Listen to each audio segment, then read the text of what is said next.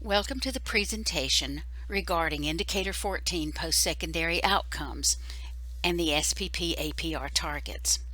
The Individuals with Disabilities Education Act, or IDEA, requires each state to develop a State Performance Plan or Annual Performance Report, the SPP-APR, that evaluates the state's efforts to implement the requirements and purposes of the IDEA and describes how the state will improve its special education implementation.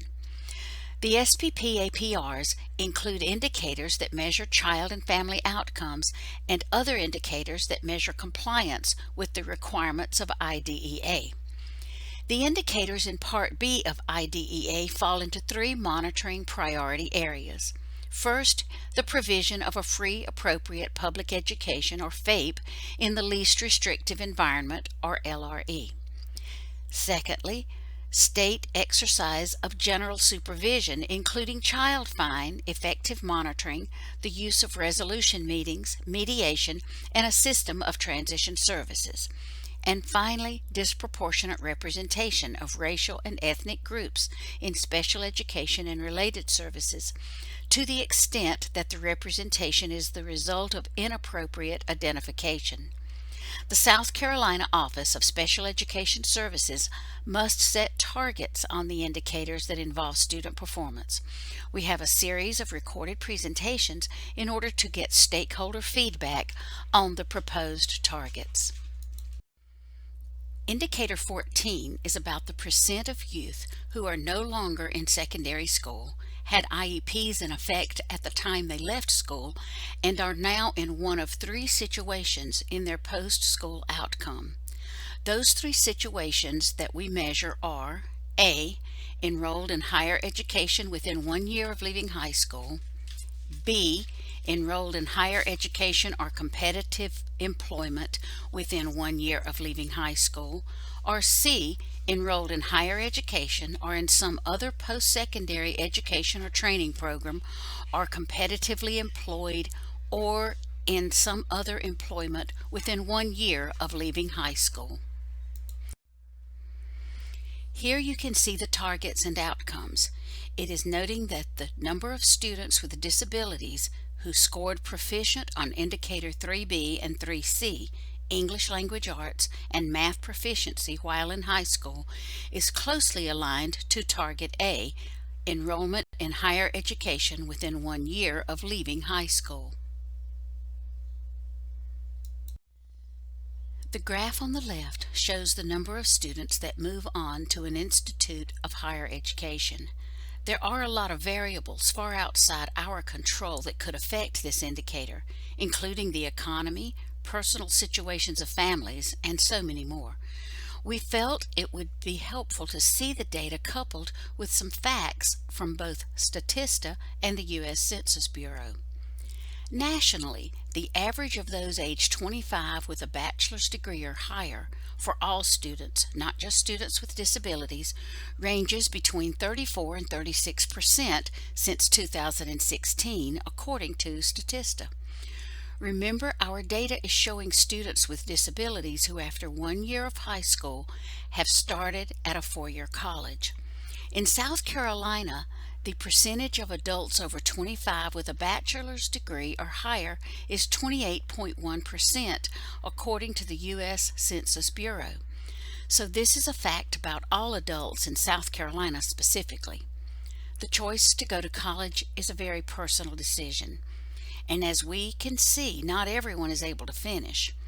Nationwide, school loan debt is a hotly debated issue, which is going to impact decision-making in this area as well.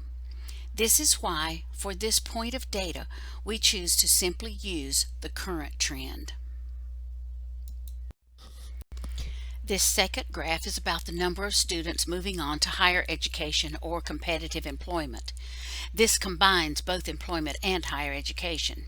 These two options are very important for life after high school. Though college may not be everyone's route, competitive employment is essential. That is why for this target we are recommending the current trend plus 1 standard deviation.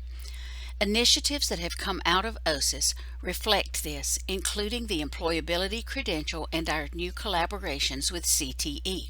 For Indicator 14 Part B, we believe that this part should be the focus for OSIS. Here are our current suggested targets that we would like feedback on.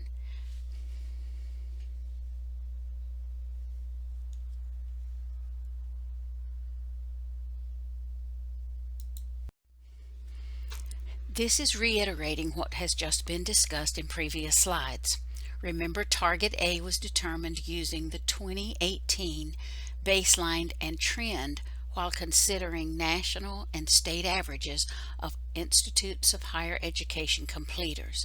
Target B was determined using the current trend plus one standard deviation and is the area that we felt OSIS would be able to impact the most with its focus on increasing graduation rate, which is Indicator 1, decreasing the dropout rate, Indicator 2, increasing achievement, which is Indicator 3, decreasing students in self-contained settings, covered under Indicators 5 and 6. This portion is really the final determination or the summative measure of how well we have done in all other performance indicators. And finally, Target C was determined using the current trend. In order to increase graduation rate, the Post-Secondary Outcomes Focus Group has adapted this goal. In order to further LEA capacity to increase career development, student skills, and CTE enrollment and collaboration for students with disabilities, the Post-Secondary Outcomes team will provide resources and supports that will assist LEAs with implementing high-leverage, evidence-based, equitable practices that address post-secondary outcome needs. In order to monitor the progress, which is much like monitoring IEP goal progress, we will use a variety of data, as you can see. We'll use dropout rate, graduation rate, Indicator 14 survey results, students with disabilities CTE enrollment and other data from CTE, the Transition Alliance South Carolina data, South Carolina ABLE data, and interagency data as needed.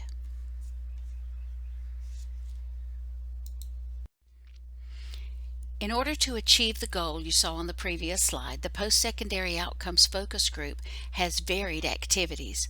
We want to build learning management system modules for CTE collaboration, for the South Carolina High School credential, for transition best practices, Indicator 13 compliance, and Indicator 14 compliance. We want to inform the LEAs and SOPs about the Post-Secondary Outcomes Implementation Guide and assist them in setting up graduation teams. We want to utilize TASK to help the LEAs and SOPs implement best practices defined by the Post-Secondary Outcomes Essential Program components as defined by the school graduation team. And we want to build interagency teams and relationships to establish strategies, trainings, and initiatives related to the post-secondary goals. Thank you for your participation, and we look forward to your feedback.